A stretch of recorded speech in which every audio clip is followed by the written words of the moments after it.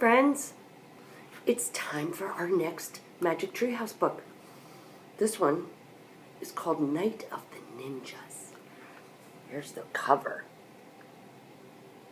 This is a ninja.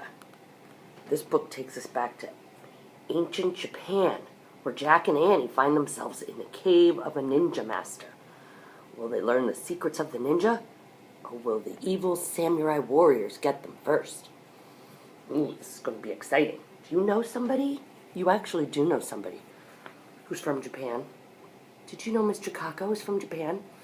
She was born there, and then she moved here to the United States when she was a little girl. Yes, so she knows all about ninjas. Let's find out some more. Now, this story has a prologue, and a prologue is a little summary of what we've read so far. So let's see what this says. The prologue says, one summer day in Frog Creek, Pennsylvania, a mysterious treehouse appeared in the woods. 8-year-old Jack and his 7-year-old sister Annie climbed into the treehouse, and they found that it was filled with books. Jack and Annie soon discovered that the treehouse was magic. It could take them to the places in the books. All they had to do was to point to a picture and wish to be there. Jack and Annie have already visited the time of dinosaurs, Old England, where the knights are, ancient Egypt, and a pirate ship. Here's a picture of all the books that they've read so far. There's the pirate book, and the knight book, the dinosaur book, the Egypt book, and there's their book about Frog Creek, Pennsylvania. Along the way, they discovered that the treehouse belonged to Morgan Le Fay. Morgan was a magical librarian from the time of King Arthur, back in Camelot.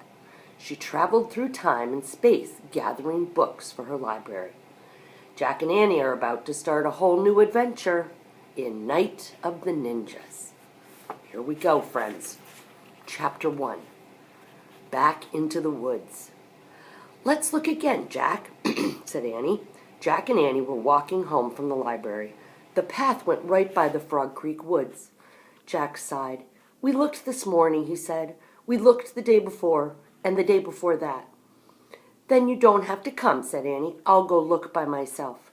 And she took off into the woods. Annie, wait, Jack called. It's almost dark. We have to get home. But Annie had disappeared among the trees. Jack stared at the woods. He was starting to lose hope. Maybe he would never see Morgan again.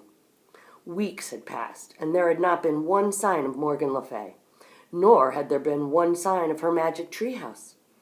Jack, Annie called from the woods, it's back.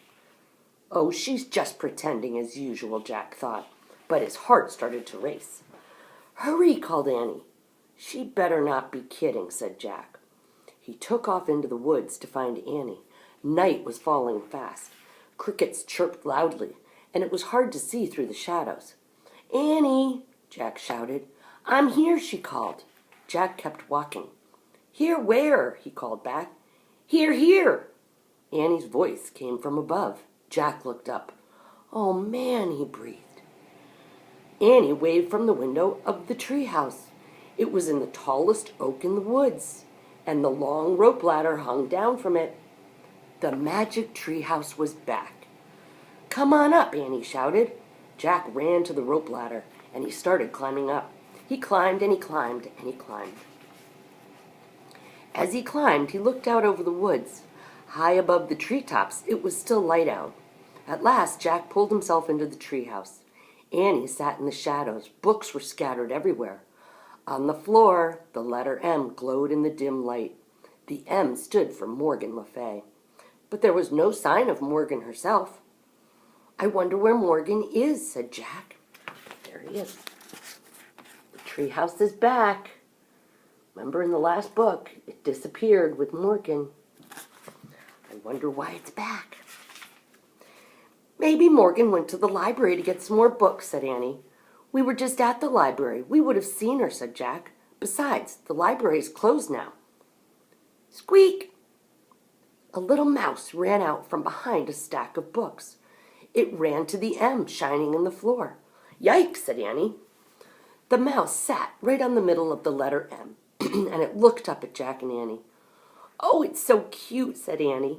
Jack had to admit the mouse was cute. It had brown and white fur and big dark eyes. Annie slowly reached out her hand. The mouse didn't move. Annie patted its tiny little head. Hi, Peanut, she said. Can I call you Peanut? Oh, brother, said Jack. Peanut, do you know where Morgan is? Annie asked the mouse. Squeak! You're nuts, Annie, said Jack. Just because the mouse is in the treehouse doesn't mean it's magic. It's just a plain old mouse that crawled in, that's all. Jack looked around again. He saw a piece of paper on the floor. What's that? He asked. What's what? Asked Annie. Jack went over and picked up the paper. There was writing on it. Oh, man, whispered Jack after he read the words. What is it? Said Annie. It's a note, said Jack. It must be from Morgan. I think she's in trouble. Chapter 2, The Open Book. Jack and Annie looked at the piece of paper. It said, right here, there it is right there. It said, help me under a spell. Find for thing. Oh, no, said Annie. We have to help her, but what's a thing? Maybe she was trying to write things, said Jack. See how the N sort of runs off the page? Maybe the spell was starting to make her disappear or something, said Annie. Right, said Jack. I wonder if she left any other clues. He glanced around the treehouse. Look, Annie. Annie pointed at a book in the corner. That's the only open book, she said. Jack looked around again. Annie was right. All the other books were closed.